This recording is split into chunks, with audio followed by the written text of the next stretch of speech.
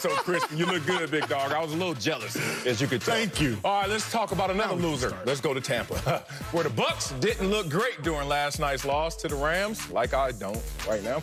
Tom Brady threw 2 interceptions, including one on Tampa's final drive with under 2 minutes left. Yup. Bucs are now 7-4 and just 1-3 in prime time this season. Take a listen to Brady after the loss. Goat talk. You know, nothing's been great to this point. We've had some good wins, had some tough losses, and you know, everything's about 1 week here in the NFL, and we're gonna have to go play really, really well against a great football team next week. Notice he's looking worse every time they lose. What the hell he wearing? Where do you get that from? All right, so I'll tell you, worried the Bucs won't reach their potential this season? Oh, bro, absolutely. Remember, Marcellus, I'm really in my bag lately. Because I've been right a lot. I'm not even talking about. Wait a minute, don't do. I have. Cowboys. Look, we're talking about the Bucs right now. Oh, okay, I'm in my bag right now about my Browns. I'm in my bag about my Bucs. I'm in my bag about my Saints. I said the Saints was going to be hot. They are. Let's get to these Bucs, though. Okay, They're not going to reach their potential, and I've been saying it. First off, let's talk about this. Prime-time games. What are we, 1-3 in prime-time games? Accurate. And the one win came because Daniel Jones didn't know how to convert a 2-point conversion right there in the flat. Come on now. So prime-time games, when the lights are the brightest, the Bucs are the worst. That's one of the first reasons I'm concerned. How about this, though? Why does Tom Brady still look a little confused, like a misfit? What did they say, Marcellus? They said, look, don't beat Tom Brady. This is what Joe Judge said on that primetime game. Don't beat Tom Brady. Beat everybody else. I told y'all that was a blueprint. I said, wait a second, that makes some sense. Tom Brady's a Hall of Famer. Let's beat everybody else. So what happened just yesterday? They did that. Chris Godwin is 4th and 1, and we have the tape, so I'm going to show you Chris Godwin. I also want to show you my 4 net drops.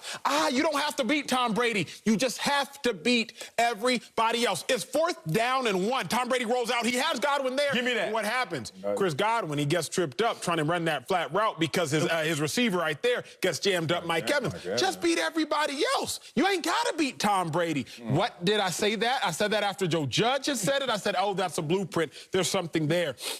How can we still continue to think the Bucs are going to reach their potential when they've shown us they will sputter? They lost the first game of the season. They won the next 3. Then they lost again. They won the next 3. Then they lost again. So I said, Marcellus, they need to win the next 3, but they're facing the Panthers, the Rams, the Chiefs. They weren't about to win those next 3. They would be lucky if they win 1. They got their 1 against the Panthers, or you just lost to the Rams. You got the Chiefs coming up. I am worried about the Bucs reaching their potential, and in fact, I don't think they will. No, I'm not worried. It's interesting that you're worried about a team that already has matched their win production already at this point in the season, 11 games in, that they did all last year, all 16 games. 7 wins last year, 7 wins and counting this year. This is a team that I see that is learning their way. As they learn their way, they're going to be ups and downs. Acho, they're called growing pains, and there's no gain without a little pain. You're going to feel it. I had Oscar Slaughters. You know about Oscar Slaughters with the knee issue? It's basically an alarm, alert to your body. You about to grow, big dog. I'm sitting there in high school. No girls think I'm cute. Look at your little dusty butt. I'm 5'6", 128 or something like that, but them knees start hurting, and I start rubbing them. People are like, dang, dog, you're too young to be having bad knees already. You ain't done much in life. And all of a sudden, you see me next time, I'm 5'8". You see me again, I'm 6 feet. You see me again, 6'4", 280. What it do? NFL draft choice. That's how this goes. Respect the process. That's what's happening. And that's when the lady started checking for you? No, as soon as I put that chain on, it was a wrap. They knew who was in the building after that. I spent my money. Here's the thing. I'm looking at this Bucs team, the same Bucs team that you want to talk about 1-3 in prime time. That's your focus. I know it skews your perception, like looking at them in only primetime games. But I watch all the games. I got the NFL channel. I got the NFL package. I watch all the games. I watched them beat the Packers. I watched them beat the Raiders by a combined 53 points. I watch this team every single week go 6-1 outside of those primetime games. And last time I checked, all games count. All games matter. So if you're going to respect what the Bucs do, you need to look at it in a totality. It sounds like you're only focusing in on certain plays or certain games. It's about the whole entire picture. Okay, well, then let me not focus in on plays nor games. Yeah. Let me focus in on players. Before the game, Lisa Salters reported Mike Evans, he doesn't care about his lack of catches or his lack of yards this year because all he wants to do is win. I rolled that. Chris Godwin, all he wants to do is win. Wait a second, that is right, Marcellus, because you told me, and I'm going to take this quote and I'm going to move it a little bit. No one cares what you're doing until you're not doing what you're supposed to be doing. Yes. So let's put this now in the perspective of the player. I'm going to say that again in case y'all missed it. No one cares what you're doing until you're not doing what you're supposed to be doing. Oh, that was so wise and eloquent when you said it, bro.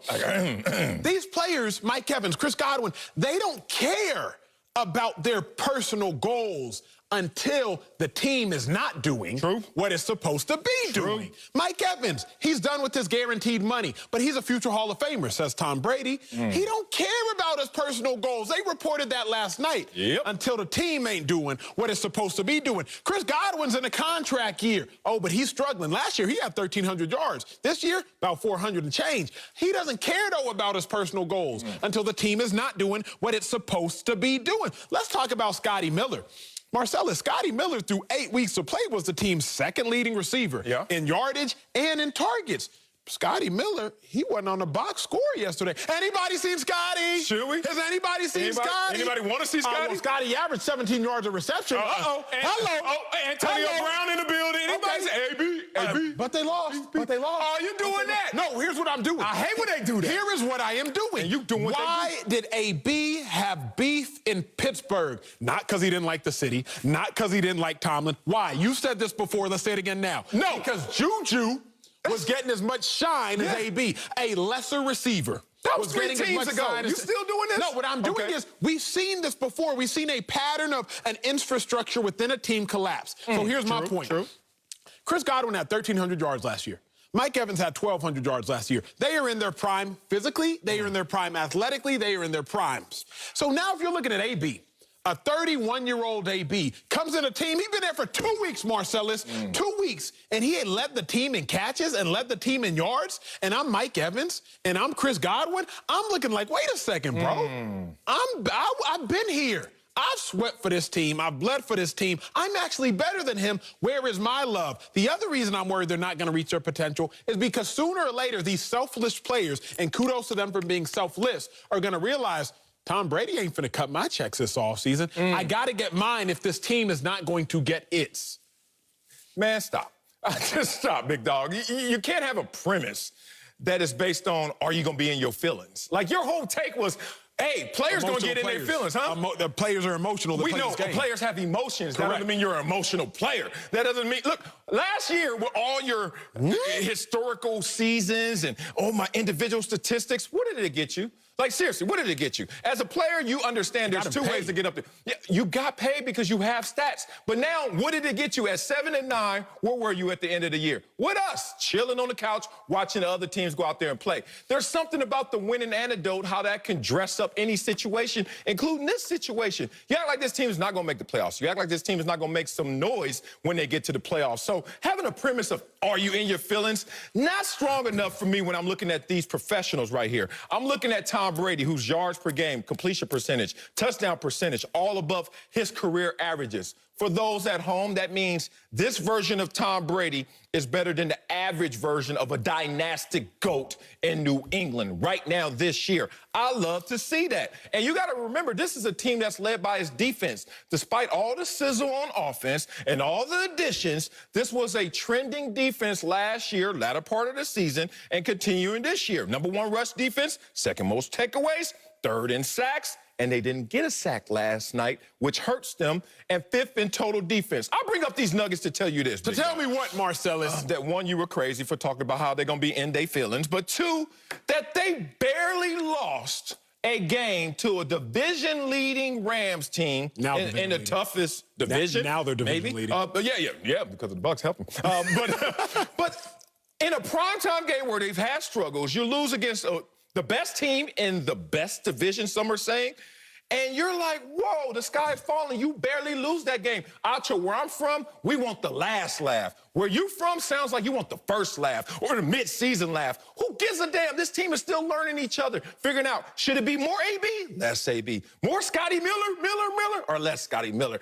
The point is, as long as they hit this equalizer and the channel buttons up at the right time, they're going to make some noise in the playoffs because this team is constructed to win. Defense leading them. Let's focus on the bigger picture first off. We get so caught up in sports, we forget about the bigger picture sometimes. I'm just glad y'all were laughing in Compton, okay? You said where I'm from, I'm just glad that in Compton you were laughing. I heard Compton's very rough. I grew up in Dallas, Texas. I went to a private school. We laughed a lot in my private school. I'm just glad that in Compton, where gunshots were being shot, I'm glad that you were sharing glass. You stop. When you were born again?